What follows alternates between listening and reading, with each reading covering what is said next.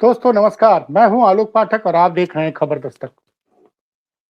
उत्तर प्रदेश में जो भी योगी सरकार से सवाल पूछेगा, उसके खिलाफ पहले तो मुकदमे दर्ज किए जाएंगे और बाद में उस शख्स को ऐसे गिरफ्तार किया जाएगा जैसे वो कोई बहुत बड़ा अपराधी। कल रात को सपा के तेज तर्रार प्रवक्ता मनोज यादव को जब वो बाराबंकी से एक कार्यक्रम से लौट रहे थे, उनको उठा लिया गया। घर नहीं पहुंचे, उनकी पत्नी और बच्चे परेशान हो गए। फोन उनका ऑफ आ रहा था। आज सुबह उन्होंने गोमती नगर विस्तार थाने में एफआईआर दर्ज कराई। पुलिस ने जब गोमती नगर विस्तार थाने ने लोकेशन वगैरह ट्रेस की तो अंतिम लोकेशन उनकी बाराबंकी की मिली। बाद में पता चला कि बाराबंकी के एक थाने में कि पुलिस और एसटीएफ के ज्वाइंट ऑपरेशन को गिरफ्तार किया गया। वैसे समाजवादी पार्टी में बाराबंकी से बहुत से नेता हैं। एक साहब तो पूर्व एमएलसी भी हैं। अपने आप को अखिलेश यादव का नवरत्न कह के उन्होंने प्रचारित किया था, लेकिन सत्ता में विपक्ष में बैठे हैं, सत्ता के साथ गठबंधन करके मलाई खा रहे हैं। लेकिन मनोज यादव जमीन से उठे हुए कार्यकर्ता थे, लगातार सरकार की आंख में आंख डालकर सवाल पूछ रहे थे। अखर गया, वो बार बार योगी जी पे सवाल पूछ रहे थे, बार बार वो इस चीज का जिक्र कर रहे थे कि कैसे 2017 में मठ की संपत्ति इतनी थी, 2025 में दावा किया जा रहा है कि मठ की संपत्ति इतनी हो गई। लगातार मनोज यादव सवाल कर। खैर, मुकदमा हुआ था, अब से कुछ दिन पहले उनके खिलाफ एक मुकदमा दर्ज किया गया था। सवाल ये उठता है, क्या मनोज यादव बहुत बड़े अपराधी थे? अगर अपराधी थे, क्योंकि जिस तरह से उनको गिरफ्तार किया गया, अगर गिरफ्तार किया गया, रात के समय क्यों गिरफ्तार किया गया? समाजवादी पार्टी के प्रवक्ता हैं, तमाम चैनलों से दिन रात वो इंटरव्यू देते हैं। पुलिस को कुछ पूछताछ करनी थी, दिन में बुलाया गया होता, अगर सहयोग नहीं करते तो गिरफ्तार करते आप। वो कोई भगौड़े तो थे नहीं। लेकिन नहीं साहब, विपक्ष का जो नेता, हर विपक्ष का नेता से सरकार को कोई परेशानी नहीं है। जो विपक्ष का नेता सरकार के साथ मिलजुल कर सरकार के चरणों में गिरकर अपना ठेका पट्टा चला रहा है, वो तो सुरक्षित रहेगा। लेकिन जो सरकार की आंख में आंख डालकर सवाल पूछेगा, तो सरकार के और भारतीय जनता पार्टी के जुड़े कुछ लोगों को अच्छा नहीं लगेगा। हो सकता है इसमें सपा के भी किसी नेता की चाल हो सकता है, क्योंकि बाराबंकी में जिस तरह से मनोज यादव की लोकप्रियता बढ़ रही थी, उससे सुनने में आया कि पूर्व एमएलसी को पसीने आ रहे थे। पूर्व एमएलसी कौन है, आप लोग गूगल पर सर्च कर लीजिएगा, पता चल जाएगा। खैर, मुझे थोड़ा अजीब लगता है, भाई क्या हो रहा है, ये हो क्या रहा है? जब वरीय रिटायर्ड आईपीएस अधिकारी को जिस तरह से ट्रेन से उठाया गया, जैसे वो बहुत बड़े इस देश के दुश्मन थे, ट्रेन से उठा लिया गया। और अब मनोज यादव को, अरे भाई आपको गिरफ्तार करना था, गिरफ्तार कर लिए होते, परिवार को सूचना दे दिए होते। कोई आदमी घर से कह के निकले कि हम जा रहे हैं, लखनऊ में गोमती नगर विस्तार में रहते थे वो, नेता है सामाजिक, तमाम उन लोग को शादी ब्याह के निमंत्रण आते हैं, क्या परिवार में भी शादी पड़ी होगी, तो गए होंगे। रात को 1 बजे आपने उठा लिया। दैनिक भास्कर के रिपोर्ट को माने तो उनको एसटीएफ और बाराबंकी के थाने की पुलिस ने कल रात को गिरफ्तार किया है, ऐसा दैनिक भास्कर का दावा है।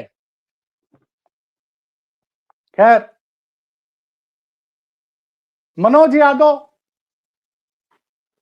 सपा के तेज प्रवक्ता हैं आईपी सिंह, उन्होंने ट्वीट किया है। आईपी सिंह भी लगातार योगी सरकार की आंख में आंख डालकर सवाल पूछते हैं, इसलिए वो योगी सरकार को खटकते हैं। योगी सरकार ने उनको भी जेल भेजा था। तो जो भी आदमी सरकार की आंख में आंख डाल के, या तो देखिए 2 तरीका हो गया, विपक्ष के कुछ नेता जो सरकार के साथ अंडर द टेबल डील किए हुए हैं, वो सुकून से रहेंगे, महंगी महंगी गाड़ियों से चलेंगे,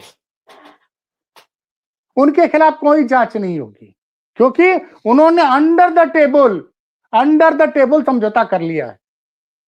लेकिन जो विपक्ष का नेता मजबूती से सरकार से सवाल पूछेगा, उसको तो भाई ये योगी सरकार है, इसके कार्यकर्ता किसी न किसी थाने में जाके एफआईआर करा देंगे। अच्छा, ये तरीका बहुत बढ़िया है। किसी कार्यकर्ता की भावना आहत हो जाएगी, वो एफआईआर करा देगा, उसके बाद उस व्यक्ति की गिरफ्तारी तय है।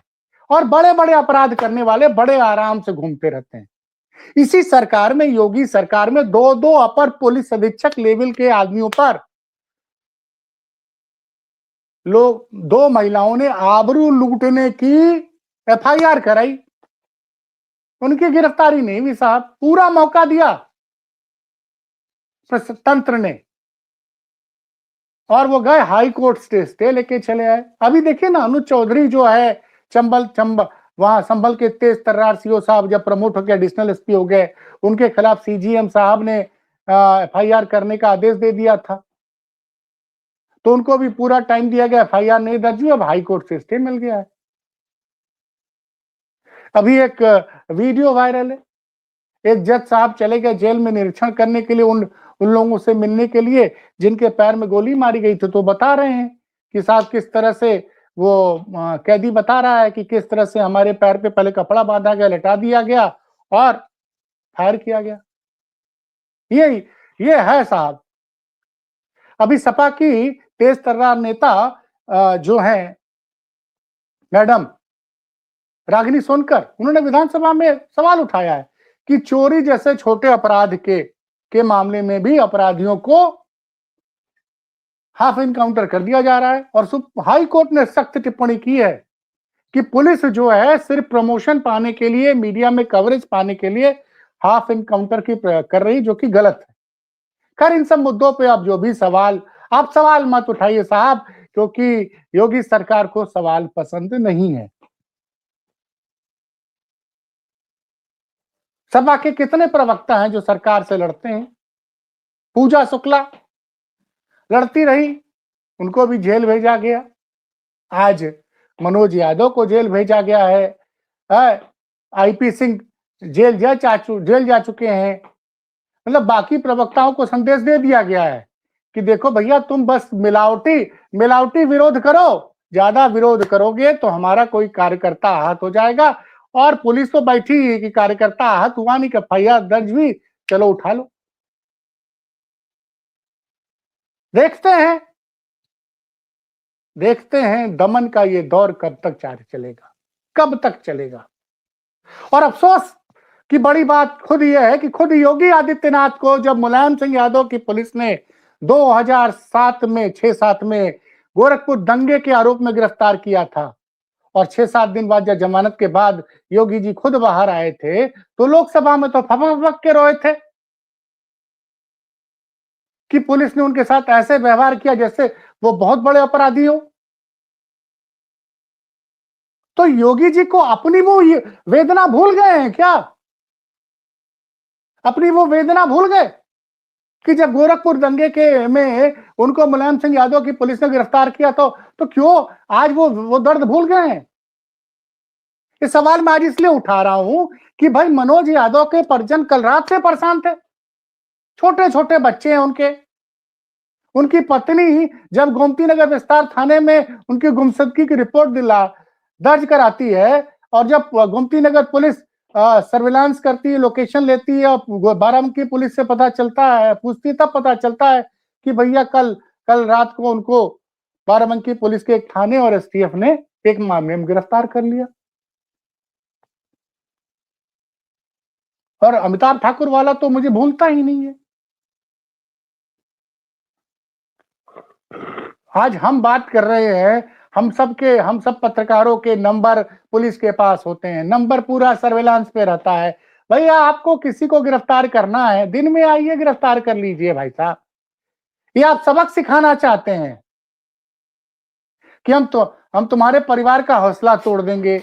बाकी जो आवाज उठ रही है उसको हम संदेश दे रहे हैं कि योगी जी के खिलाफ मत बोलना भैया, योगी जी के खिलाफ बोलोगे तो हमारे कार्यकर्ताओं की भावनाएं आहत हो जाती। और खुद योगी जी जब गिरफ्तार हुए थे, भाई मैं गलत थोड़ी कह रहा हूं, आप जाके देखिए सोशल मीडिया पे लोकसभा में किस तरह से योगी जी फपक के रो रहे थे।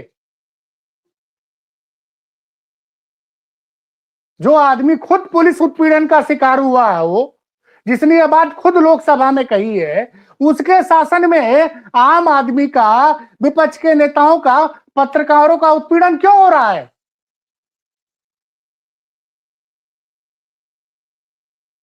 क्यों उत्पीड़न हो रहा है भाई?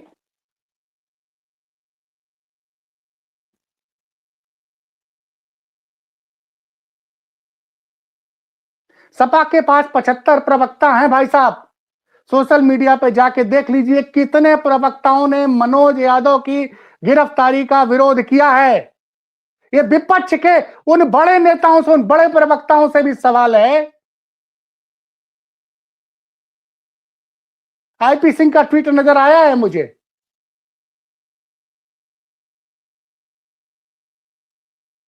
मतलब आप अपने उस साथी के साथ 75 प्रवक्ताओं की फौज है। आपका एक प्रवक्ता कल रात से गायब है। कितने लोगों के ट्वीट आए अभी तक? और मनोज यादव उसमें के प्रवक्ता नहीं थे कि जो दिन रात अखिलेश यादव के अगल बगल खड़े होके उनकी अपनी फोटो खिंचाते थे। वो जनता के मुद्दों पे बात करते थे।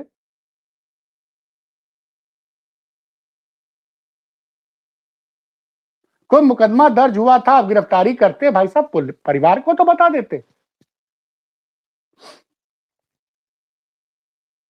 लेकिन नहीं साहब।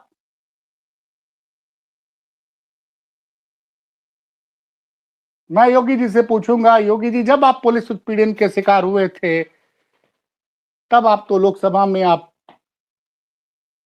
की आंखों से आंसू आ गए थे।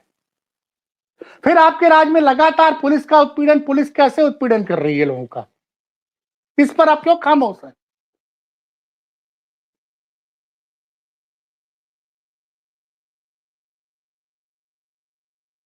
विचार कीजिएगा योगी जी।